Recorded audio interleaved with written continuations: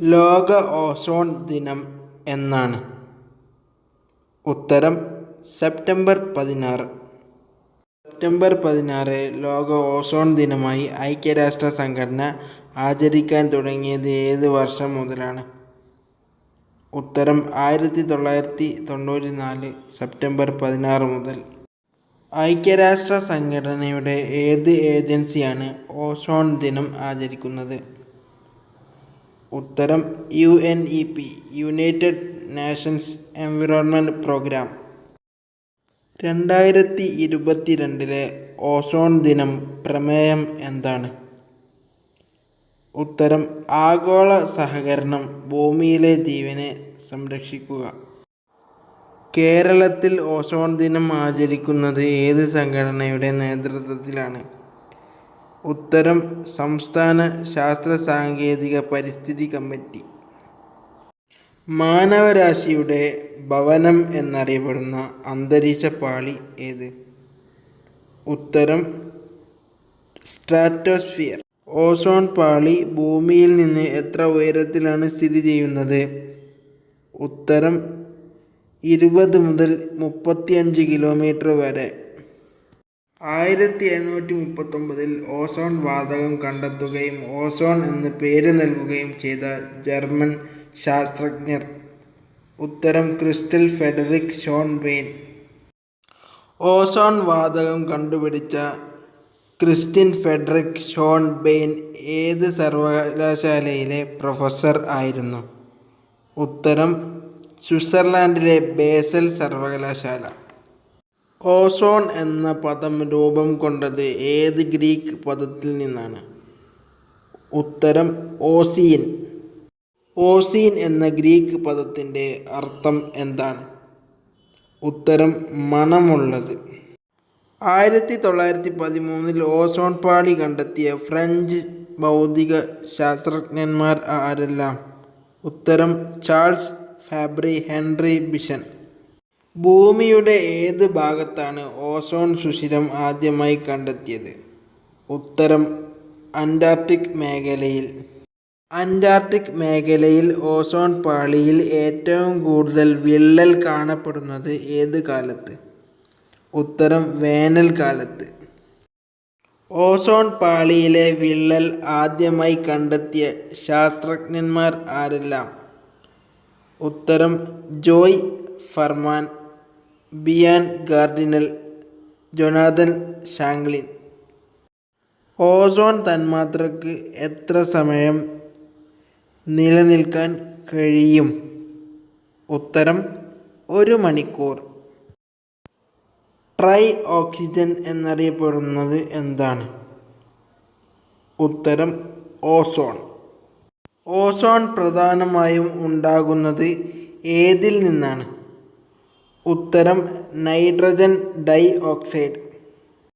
Ozone എന്തിനാലാണ് നിർമ്മിക്കപ്പെട്ടിരിക്കുന്നത്?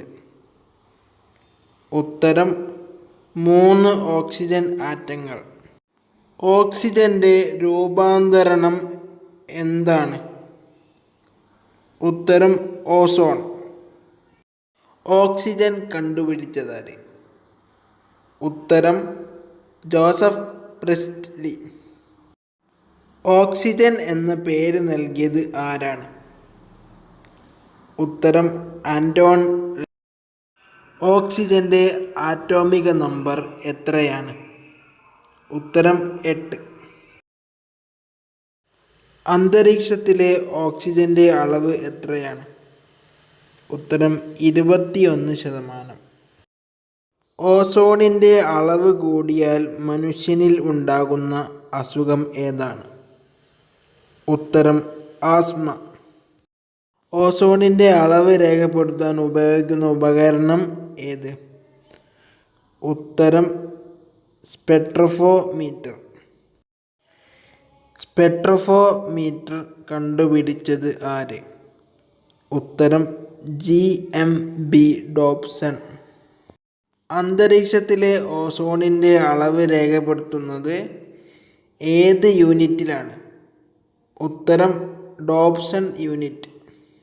Ozone പാളിയുടെ സംരക്ഷണത്തിനായി ലോകരാജ്യങ്ങൾ ഒപ്പുവച്ച കരാർ ഏത്? ഉത്തരം മോൺട്രിയൽ പ്രോട്ടോക്കോൾ. മോൺട്രിയൽ പ്രോട്ടോക്കോൾ ഒപ്പുവച്ച വർഷം ഏത്? ഉത്തരം 1987 സെപ്റ്റംബർ 16.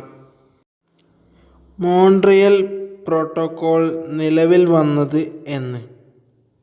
ഉത്തരം 1989 ജനുവരി 1. ഇതുവരെ മോൺട്രിയൽ പ്രോട്ടോക്കോളിൽ എത്ര രാജ്യങ്ങൾ ഒപ്പുവച്ചു? ഉത്തരം 197. മോൺട്രിയൽ എന്ന പ്രദേശം ഏതു രാജ്യത്താണ്? ഉത്തരം കാനഡ. മോൺട്രിയൽ പ്രോട്ടോക്കോളിൽ ഇന്ത്യ ഒപ്പുവച്ചത് എന്ന്? ഉത്തരം 1992 ജൂലൈ 19. ഏറ്റവും വിജയകരമായ പരിസ്ഥിതി കരാർ എന്നറിയപ്പെടുന്നത് ഏത്? ഉത്തരം മോൺട്രിയൽ പ്രോട്ടോക്കോൾ. ഭൂമിയുടെ പുതപ്പ് എന്നറിയപ്പെടുന്നത് എന്ത്? ഉത്തരം ഓസോൺ പാളി.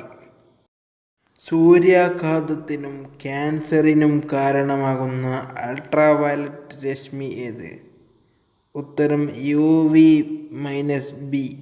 സൂര്യപ്രകാശത്തിലെ ഏത് മാരകമായ വികിരണത്തെയാണ് ഓസോൺ കവചം തടഞ്ഞു നിർത്തുന്നത്? ഉത്തരം അൾട്രാവയലറ്റ് വികിരണത്തെ. ഓസോൺ പാളിയുടെ നാശത്തിന് കാരണമാകുന്ന മേഘങ്ങൾ ഏത്? ഉത്തരം നെക്രിയാസ് മേഘങ്ങൾ.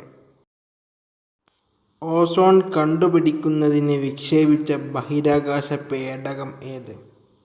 ഉത്തരം നിംബസ് 7.